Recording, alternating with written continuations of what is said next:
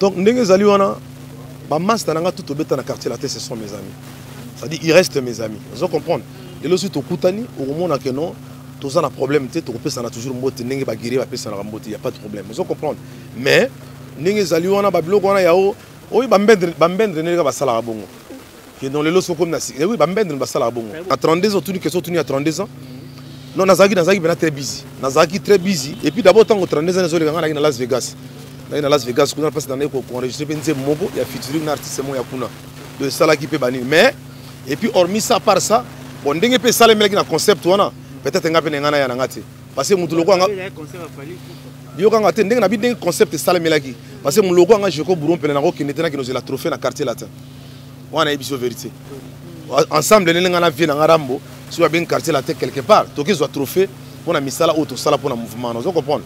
Et non nga buron pe la German na kebna la vandi bon c'est la trophée ya nini na ozela nkata mouvement oyo ngamo na sala makambo moni guerrier le musubi ba contacter na mamba pamba te ngana za bena guerrier te oko contacter na mamba pamba te c'est mon vieux ngana na tikolo jamais hypocrite oko contacter na mamba pamba te vous comprenez? C'est-à-dire ezali mouvement na ngai soki à chaque fois fête à quartier la tête ezali na ko sepela toujours il y a ko participer banini mais na lobby concept on a peut-être que non nga na geno ozela trophée na quartier la tête je n'ai pas le temps pour ça.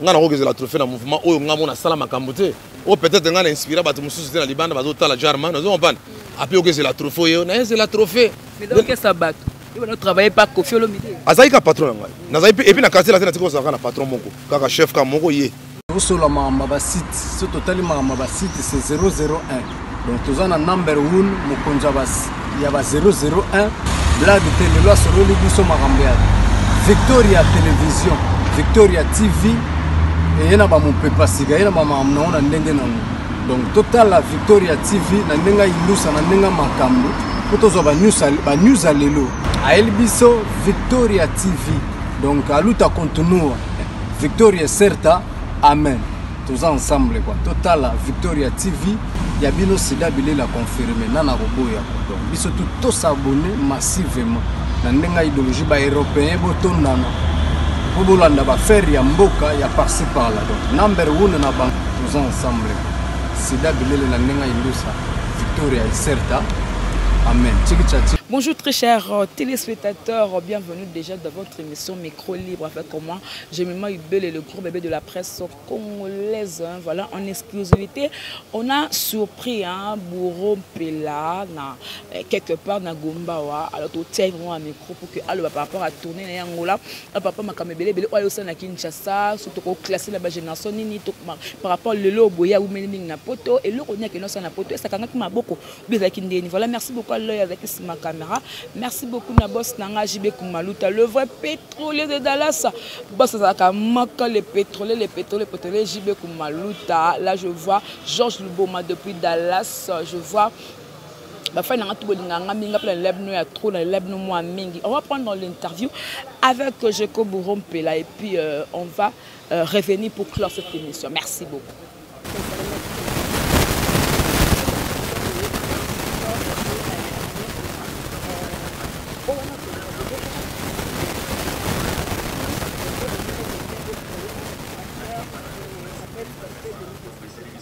On a encore le émulation, émulation, c'est-à-dire les artistes des gens en premier temps.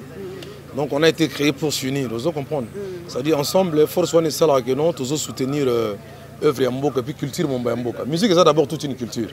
Ils allaient toute une culture, tout ça la Yango. Pour on a tout la image na biso pe à l'étranger, tout véhiculer message au tous en Ango, à l'étranger pe bayoka. Donc tout ça là que l'on explique non, tout sangani et puis producteur mon gars une initiative, il y a un producteur camerounais, Movie.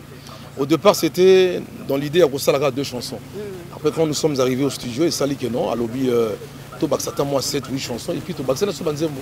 Net on a Chaka Aïcha et puis na Rumba Congo. Donc voilà. Aussi ça qui, mais c'est que les gens, ils attendaient de nous, c'était de voir Alain Bourron Pela sur scène. C'est tout ce qui manquait. Mais après, bon, on dit qu'on est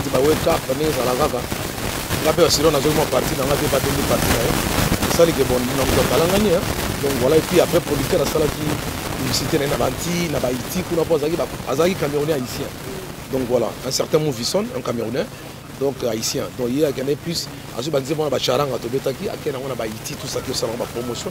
Et puis pour nous marché qui trop bien parce que à récupérer un bon on a souci à producteur des alagas soit ça les locaux à récupérer bon à rentabiliser ma dépense à ça mais tout s'est bien passé. Voilà, et aujourd'hui aux gens comment ça se passe et en plus on a évité pour les Sony pour les voyage moi autant pour voir la famille ou bien voyage pour servir bah bonne mélomane. Non, naé voyage, je suis un Congolais. Congo zobeta match lelo contre Malgache to gagner bango. Donc na temps on a mboka on a foulé mabele ya ancêtre na biso. C'est-à-dire ba koko na biso ba yelimpela ba lembonge mafumu kimbangu ba mama kimpavita ozali mabele ba koko na biso. Donc so na ye awa na zongi na mboka pa mususu to kendaka c'est juste pour réaliser un travail. Peut-être en termes de technologie l'opportunité de faire libanda na la même chose. Mais là-bas, à l'étranger, je n'ai pas perdu mon temps. J'ai enregistré 10 chansons déjà au studio. Déjà, on a 10 chansons. Album, donc 10 chansons déjà dans le studio, c'est Salami. Donc, vous allez produit par José Longa Musique, production, et puis un partenariat avec M. Belé. Donc, on a déjà retravaillé, on a Colo Musique, tout ça. Donc voilà, on a travaillé, et puis on a finalisé. Parce qu'il faut en rajouter 3 chansons.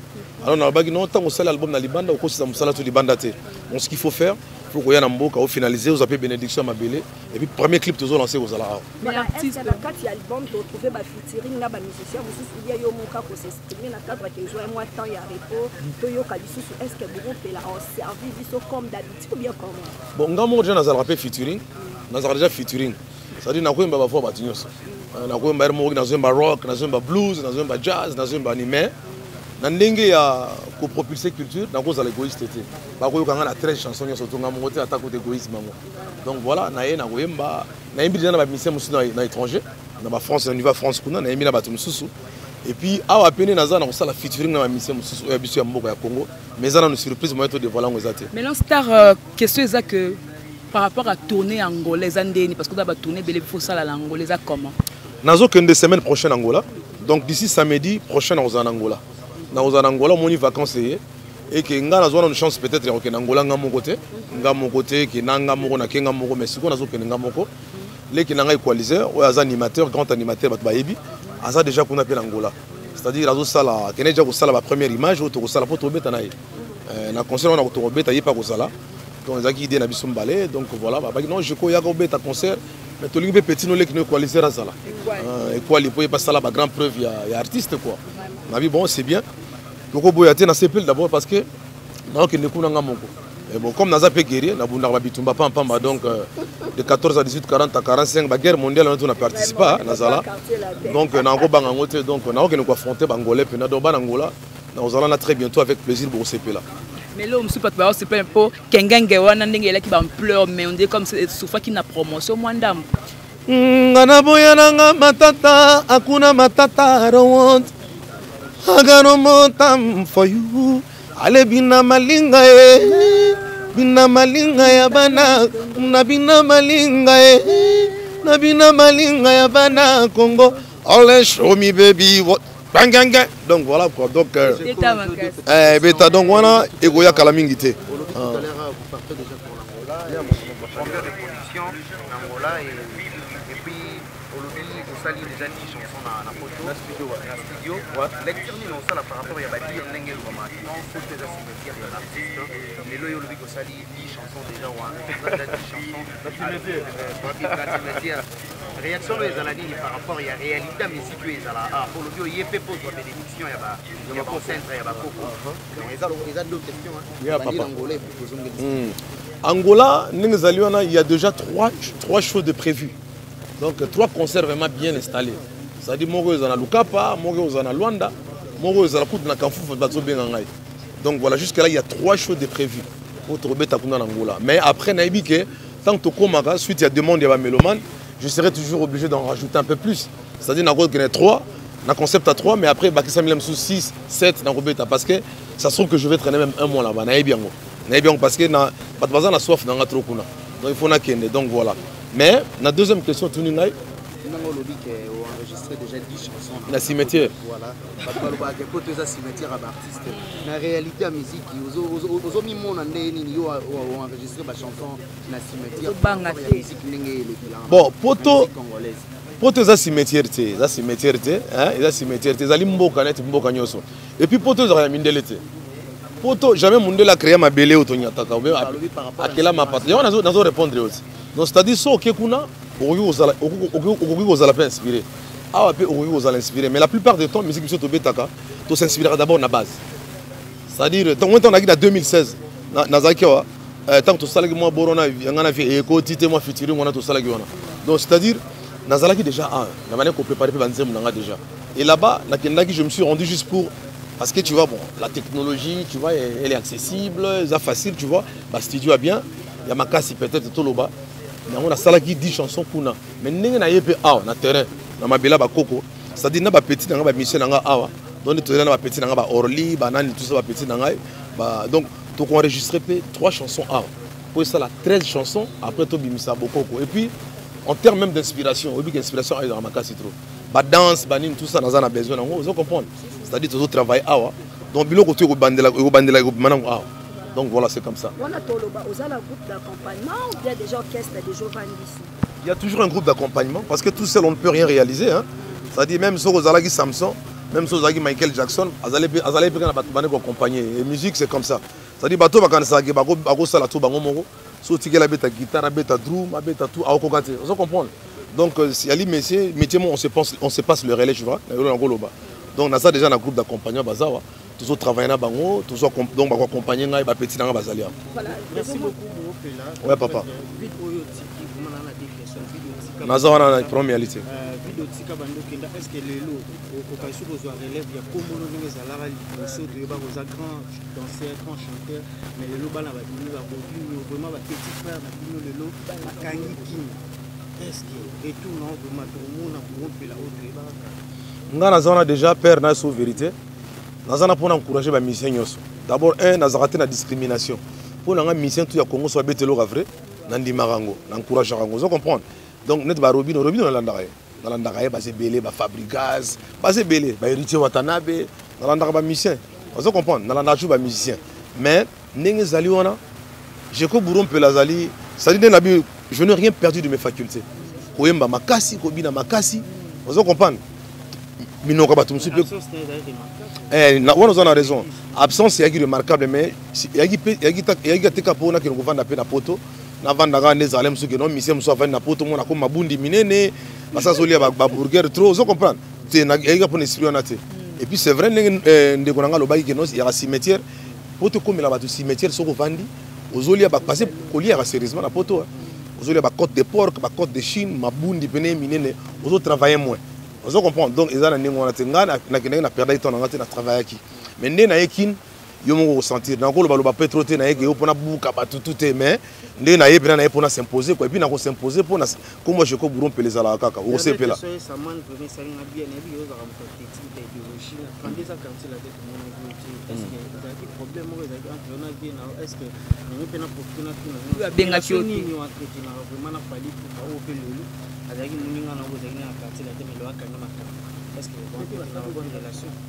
Donc, ma masse dans tout au quartier la tête, ce sont mes amis. C'est-à-dire, ils restent mes amis. Vous comprenez?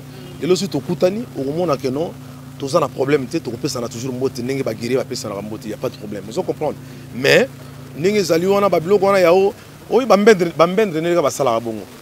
Qui dans les lots comme Nassi. Oui, Bambendre, n'est ça bongo. Nanani. Non, tu bien en les peuvent venir Modogo, pauvre maman Modogo, Koufi maman Nabiso, à Barambo, a éprouvé maman Koufaki. Donc, les Nazo Longwana, qui n'est pas Modogo, qu'on souhaitait ma condoléance, tout ça, Banito Zalanaï. Donc, c'est mon frère. Mais Lelo, na 32 ans, tout question tenu à 32 ans. Non, Nazaki est très busy. Nazaki très busy. Et puis d'abord, tant que 32 ans, il y a Las Vegas.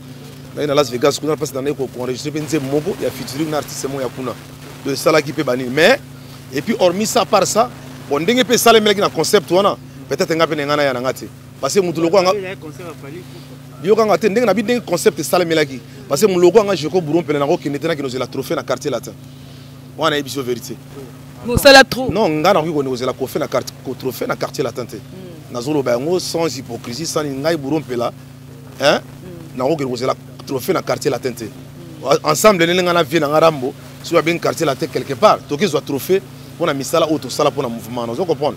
Et non nga burompela German na kebna na vandi bona c'est la trophée ya nini na ozela nkata mouvement oyo nga mona sala makambo.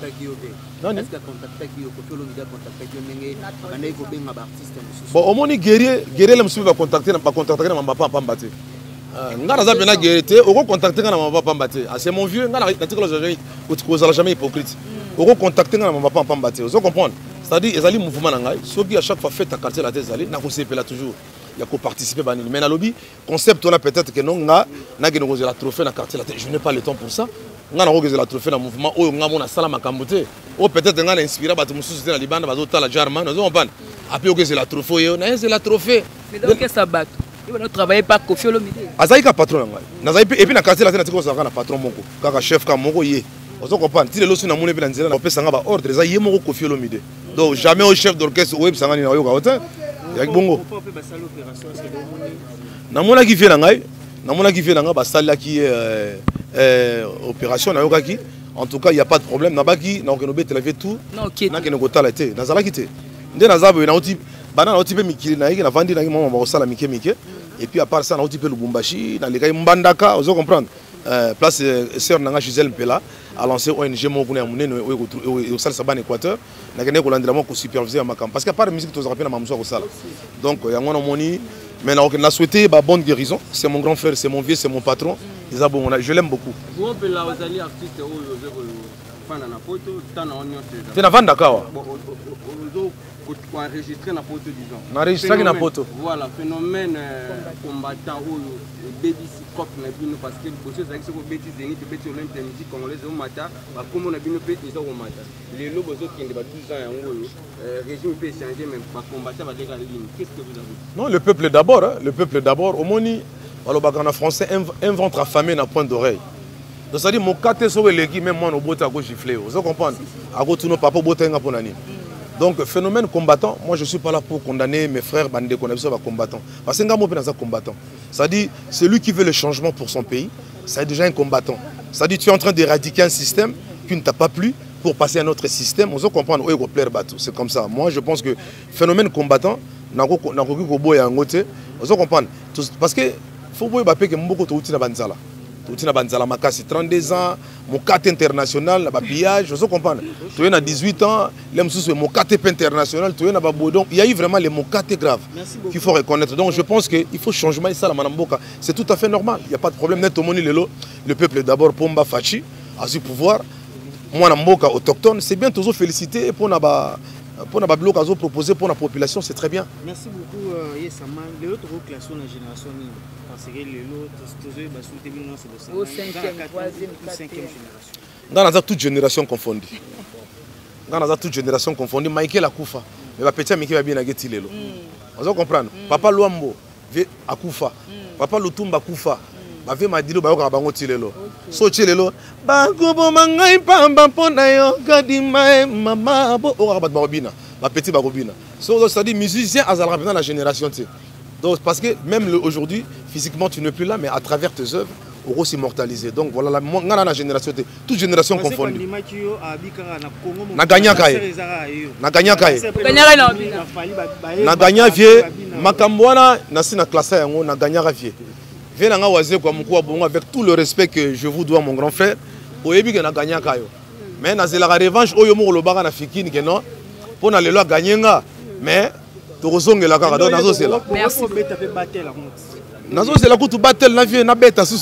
n'y a pas de problème. Voilà, Bourreau, adresse quand il y a répétition, place ni pour l'instant, toujours répété dans IPN, en acoustique, toujours répété, mais après, d'ici là, toujours il y a Willery. Willery, on a vraiment vraiment sur Willery, merci. Merci parce que vous avez vu interview, question, tout aux équipes posées par rapport ya makam tout o e fala ki je ko bon pela lo ba bo comprendre ndenge na lobeli alobi pour la vie na ko folomide alobi pour na yaza na génération nyonso alobi ye azali donc yes man donc l'équipe bango tu donc ada ba faculté na nyonso totalement côté bumi ko yemba kitoko ko bina kitoko. Voilà, merci beaucoup Loyo c'est qui ba image, merci beaucoup à mon boss JB Kumaluta, le vrai pétrolier de Dallas. Merci beaucoup à Georges Luboma depuis Dallas. Merci. Enfin, nous avons le groupe de la presse congolaise. Il y a Dadi Mabibi, on a double commune. Balobi, il y a Devin Toulouse de Bruxelles. Moi, trop sur la mine, WhatsApp, pour ça, plaisir. Station à Karine Mokondi, la baronne à Bangotou. Merci beaucoup, c'était Gemaïbé, le gros bébé de la presse congolaise. On se retrouve prochainement, au revoir et bye bye. C'est 001, donc tu as un number 1, il y a 001, blague télé, Victoria Télévision, Victoria TV, et il y a mon papa siga, il y a maman donc total la Victoria TV na ndenga ilusa na ndenga makambo potozo ba news alelo a elbiso Victoria TV donc aluta continua Victoria certa amen tous ensemble quoi total la Victoria TV ya bino sida bile la confirmer nana roboya donc biso tout s'abonner massivement na ndenga idéologie ba européen botondana bobolanda ba faire ya mboka ya par-ci par là donc number 1 na bank tous ensemble. Sida bilele na nenga ilusa Victoria certa amen.